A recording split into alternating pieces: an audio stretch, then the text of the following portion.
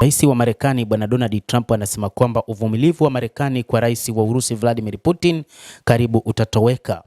Matamshi ya rais yamekuja baada ya Poland kusema mapema wiki hii kwamba anga yake imekiukwa na ndege zisizokuwa na rubani, huku kukiwa na mashambulio ya usiku kati ya Urusi na Ukraine. Rais wa Marekani Bwana Trump ameonya kwamba subira yake kwa muda mrefu kwa mwenzake wa Urusi Vladimir Putin katika kumaliza vita vya Ukraine inakwisha na kuisha kabisa. Rais huyo wa Marekani amesema kwamba nimemvumilia rais wa Urusi Vladimir Putin na kumfanya rafiki, lakini haonyeshi thamani ya hili.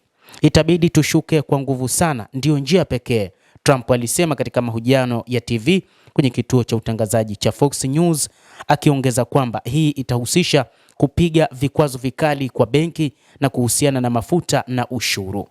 Trump alisema juhudi za kutafuta amani zimekabiliwa na kusita kutoka kwa viongozi wa pande zote mbili kuja mezani.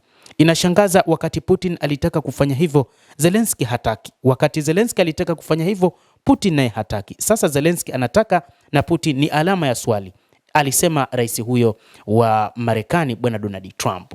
Tatizo la Ulaya, anasema rais huyo, nchi za Ulaya zimekuwa na matatizo pia. Wakati tunataka kumaliza vita hivi, zinafikiria namna ya kuishambulia Urusi, na ndicho kinamfanya Putin aamue kufanya maamuzi magumu ya kufanya mashambulizi pamoja na kutoa vitisho. Akizungumza kuhusu vikwazo dhidi ya Urusi, Trump alisema vikwazo kwa benki na mafuta ni chaguo pamoja na ushuru, lakini nchi za Ulaya pia zinahitaji kushiriki. Itabidi tushuke kwa nguvu sana, alisema. Pia alitaja hatua za awali zilizokusudiwa kuishinikiza India kutoka nje ya nchi ya mafuta ya Urusi, la sivyo itawekewa vikwazo vikali na Marekani. India ni miongoni mwa wateja wakubwa wa mafuta ya Urusi. Iliwekewa ushuru wa 50% na Marekani kwa sababu ya kununua mafuta kutoka nchini Urusi. Hilo si jambo rahisi kufanya, hilo ni jambo kubwa na linasababisha mpasuko na India. Hata hivyo, rais huyo wa Marekani alidhani kwamba kuiwekea vikwazo vya 50% India kutokana na ununuzi wa mafuta, labda India ingeshuka chini, lakini India imekaa mkutano na rais wa Urusi Vladimir Putin pamoja na rais wa China Xi Jinping na kufanya maamuzi magumu ya kutokukubaliana na mpango huo, na ikatokea rais wa Marekani akasema kwamba ni wazi sasa India imeamua kuikimbia Marekani na hata Urusi ya Putin imeamua kuikimbia Marekani na kukimbilia kwa China. Rais huyo alisema, na kumbuka hii ni tatizo la Ulaya zaidi ya tatizo letu. Lazima tuweke vikwazo vikubwa kwa nchi ya Urusi, tusinunue mafuta yao, lakini pia kwa India pamoja na China, anasema rais wa Marekani Donald Trump.